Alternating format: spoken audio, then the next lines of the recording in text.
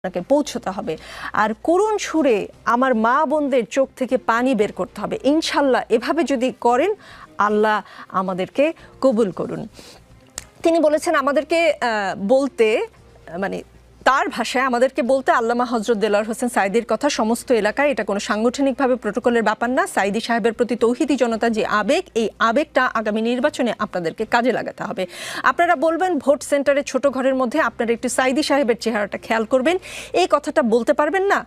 Vote দিতে যাবেন আল্লামা সাঈদী হযরত সেখানে উপস্থিত থাকবে, তার চেহারাটা একটু খেয়াল করবেন। অন্য মার্কায় ভোট দিতে পারবেন না, সাঈদী সাহেবের দাড়িপাল্লা মার্কায় আপনাকে ভোট দিতে হবে। এই কথা যদি মহিলাদেরকে বলেন একটা ভোটও বাইরে যাবে না। আর আমার নমিনি ভাইদেরকে বলবো একটু চোখের পানি ফেলান, জনগণের কাছে কান্দেন, মানে তাহলে প্রশাসনকে নিজেদের আন্ডারে আনতে হবে আর মা বোনদের কান্দাইতে হবে। এইটাই কি জামাতের আসলে বিজয় ছিনিয়ে নেওয়ার ফর্মুলা কিনা? কারণ এটা আমি আবারও বলছি, জামায়াতের